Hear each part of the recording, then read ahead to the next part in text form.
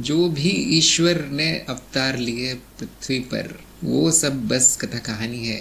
ये ऐसा युग था कि अवतार आए थे, जैसे श्री कृष्ण का जन्म वृंदावन में। नहीं, ऐसा नहीं कह सकते कि वो कथा कहानी है, उसमें कथाएं जोड़ दी गई हैं। इनको हम इतिहास कहते हैं। भारत में इतिहास कभी लिखा नहीं गया, जो ऐतिहासिक है उससे जो सीख मिली वो लिखा गया।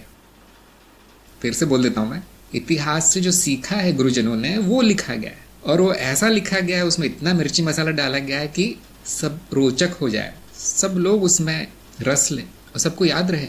तो ये भूल जाएगी उसमें कहानी कितनी और सत्य कितना है, भूल जाएगी अब, क्योंकि तो वाद विवाद का विषय। देखिए, मूर्ख लोग वाद विवाद करते हैं। उससे सीखा क्या आपने?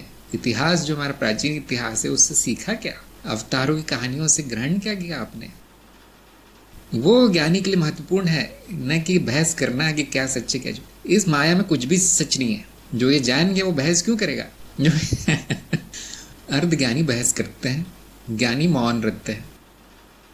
आपको वो जो सिखाया जा रहा है वहां पर कहानियों में, कथाओं में, और इतने सुंदर ढंग से लिखी गई है, गीत के रूप में लिखी गई है, क्योंकि ताकि वो याद रहे आपको। एक बार सुन ले आपको सब याद हो जाए, ऐसा लिखा गया। वो याद सभी कर लेते हैं, सीखता कोई नहीं है, मैंने देखा है।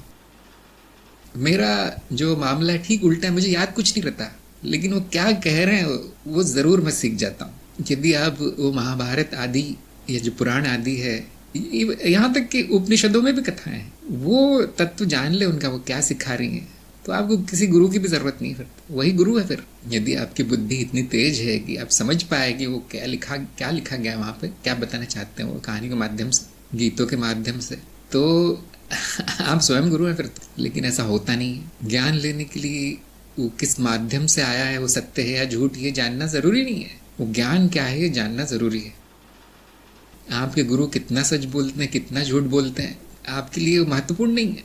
उन्होंने जो बताया कि ये ज्ञान है, उसको सत्यापित करके आप अपने अनुभव द्वारा देख पाते हैं या नहीं, वो महत्वपूर्ण है। किसी गुरु पे विश्वास कर लेना कि ये तो हमेशा ही सच बोलते होंगे, ठीक नहीं है। वैसे 90% संभावना है कि वो सच ही बोलते होंगे, ऐसा तो कोई गुरु होगा नहीं। लेकिन क्योंकि साधकों के स्तर अलग अलग हैं, आप सभी जानते हैं, हर स्तर के साधक मिलते हैं। तो जो निचले स्तर के साधक है, जो नए नए आए हैं बेचारे, ये कम बुद्धि है उनकी, उनको सिखाने के लिए, क्योंकि वो पूरा पकड़ नहीं पाएंगे जो उच्च किस्म का ज्ञान है, तो उनके लिए वो थोड़ा सा अज्ञान भी परोस देते हैं। वो कहते हैं पूरी तरह सच है। ऐसे में गुरु की बात मान नहीं लेनी है। तो जो साधक आगे निकल गए वो जान जाते हैं गुरु ने कहाँ पे झूठ बोला, कहाँ सच बोला, उनके लिए बाएं हाथ का खेल है।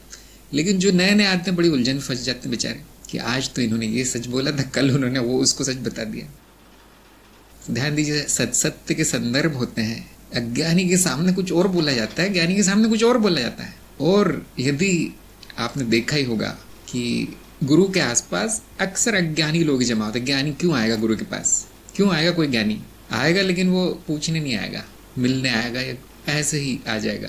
तो अक्सर अज्ञानियों के ही भीड़ में पाया जाता है गुरु, और इसीलिए हमेशा झूठ बोलते हुए पाया जाता है। इसमें बहुत सत्य है इस बात। तो वहां पे ये कह दिया जाएगा कि देखिए गीता पढ़िए आप, और वो कोई कहेगा भीड़ में से, नहीं नहीं गुरु जी गीता तो झूठ है, वो तो कहानी है। तो गुरु कहेंगे देखिए ये सत्य है, बिल्कुल सत्य है, वहां जो लिखा गया है वो हो चुका है। इससे क्या होता है कि जो बाकी लोग बैठे हैं भीड़ में, वो गंभीरता से लेंगे कि वहां क्या लिखा है। लेकिन ये तभी तक है जब तक वो विकास नहीं कर जाता साधक। उसके बाद उसको बताया जाता है कि आदि कहानी है और बाकी का पता नहीं। और उसके बाद और विकास कर जाता है साधक, तो ये बताया जाता है कि माया में कुछ भी संभव है, सब कुछ मिथ्या है। यहाँ पर ज्ञान लो, आगे बढ़ो, कि पहले चरण में सत्य मान लेना है, उससे ज्ञान ले लेना है। देखिए ज्यादा दिमाग नहीं लगाना हमें, सत्य है सब, सारा इतिहास सारा सीख लीजिए आप। दूसरे चरण में प्रश्न चिन्ह लगाना है कि कहानी को सच मानूं या उसकी सीख जो मिल रही है, शिक्षा जो मिल रही है, उससे सच मानूं। और किसको आप सच मानेंगे? कहानी का तो प्रमाण नहीं है, लेकिन जो सीख मिली है उसका प्रमाण है, वो आपके अनुभव में मिल जाएगा प्रमाण। और तीसरा चरण है कि अब सारा ज्ञान हो गया है, अब छोड़ दो अब छोड़ दो कथा कहानियों को, अब क्या पड़े उसके पीछे।